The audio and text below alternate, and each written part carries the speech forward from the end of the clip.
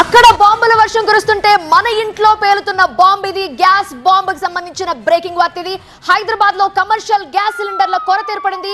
Hotels, tiffin సెంటర్లు, రెస్టారెంట్లపై ఈ effect clear గా కనిపిస్తోంది. ఇరాన్ పై ఇజ్రాయెల్ యుద్ధం కారణంగా సుమారు 2 లక్షల కమర్షియల్ కనెక్షన్స్ పై ప్రభావం పడినట్టుగా తెలుస్తోంది.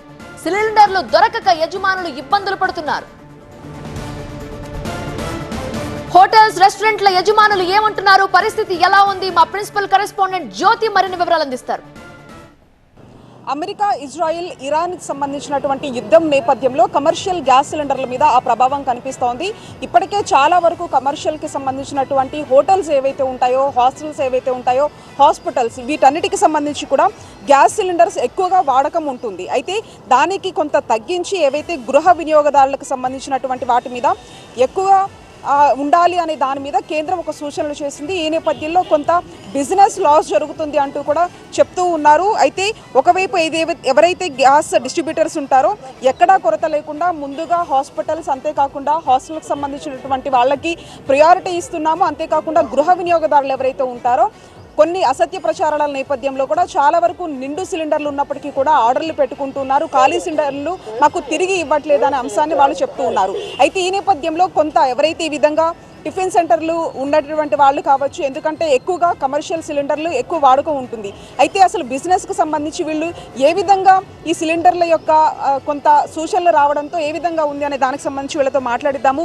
చెప్పండి, కమర్షియల్ గ్యాస్ సిలిండర్కి సంబంధించి ఆ పరిస్థితులు ఎట్లా ఉన్నాయి? ఎవరైనా అంటే అడిగితే ఇస్తున్నారా లేదా? టైం మీద అందిస్తలేరు మేడం. టైం మీద అయితే గ్యాస్ అందిస్తలేరు. 1800 గ్యాస్ ఉండే, ఇప్పుడు 2200 తీసుకుంటున్నారు. కాల్ చేస్తలే షార్టేజ్ ఉందని అంటున్నారు.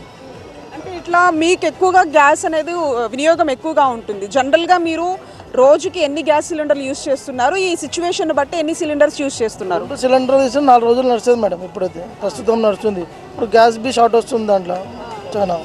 ఇప్పుడు గ్యాస్ షార్టేజ్ వచ్చినప్పుడు మీ బిజినెస్ ఎలా ఉంటుంది? అప్పుడు బిజినెస్ అయితే డల్ ఉంది మేడం. గ్యాస్ షార్టేజ్ ఉన్నప్పటి నుంచి బిజినెస్ అయితే డల్ ఉంది. అంటే మీతో పాటు చాలా మంది ఇక్కడ టీ సెంటర్లు కావచ్చు, ఈ విధంగా టిఫిన్ సెంటర్స్ నడిపించుకునేటటువంటి వాళ్ళ పరిస్థితి ఎట్లా ఉంటుంది? ఏం చెప్తున్నారు? వాళ్ళకి మీకు ఎటువంటి డిస్కషన్ నడుస్తోంది? కమర్షియల్ గ్యాస్ తీసుకోవాలంటే ఆలోచిస్తున్నారు చాలా మంది. అయితే ఇప్పుడు నార్మల్ గ్యాస్, చిన్న గ్యాస్ తీసుకుంటామంటే అది రేట్, అది 1200 దాకా గ్యాస్ తీసుకుంటున్నారు.